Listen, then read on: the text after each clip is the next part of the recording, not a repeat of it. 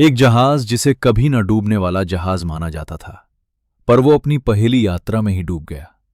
आज बात करेंगे टाइटैनिक की। एक जहाज, एक गलती और इतिहास की सबसे बड़ी समुद्री तबाही। 1909 में हार्लैंड एंड वुल्फ कंपनी ने इस जहाज को बनाया था और इस जहाज को पूरा होने में लगभग 3 साल का समय लगा था। इस जहाज को बनाने में लगभग 48 करोड़ जितना खर्च लगा था, जो उस समय के हिसाब से बहुत ज्यादा है।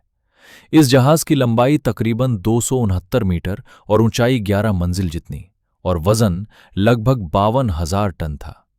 जहाज में 16 water tight compartments, lift, swimming pool, gym, luxury dining halls थे। इस जहाज कंपार्टमेंट्स ऊपर से पूरी तरह बंद नहीं थे। अगर पानी एक कंपार्टमेंट से दूसरे में गया तो जहाज बच नहीं सकता था, और वही हुआ। टाइटैनिक को अपनी पहली यात्रा 10 अप्रैल 1912 के दिन साउथहैम्पटन से न्यूयॉर्क सिटी तक करनी थी और इसके कप्तान थे एडवर्ड जॉन स्मिथ। जहाज में लगभग 2,200 लोग थे, जिसमें अमीर, गरीब, क्रू सब शामिल थे।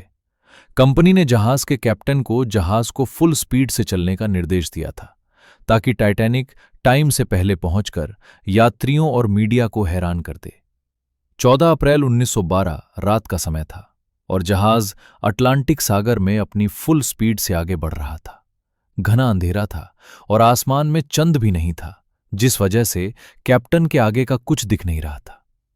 टाइटैनिक के कैप्टन को अब तक कुल 6 चेतावनी मिल चुकी थी कि रास्ते में कई बड़े बड़े आइसबर्ग हैं। रात 11:40 बजे लुकआउट को सामने एक विशाल आइसबर्ग दिखा।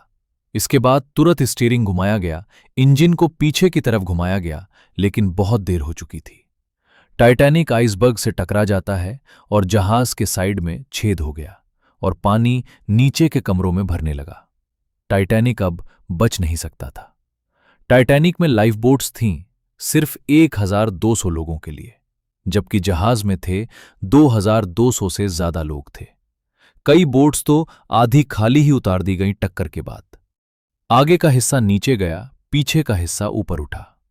रात 2:20 बजे टाइटैनिक 2 टुकड़ों में टूट गया और अटलांटिक ओशन में समा गया। ठंडा पानी, अंधेरा और सब तरफ अफरा तफरी।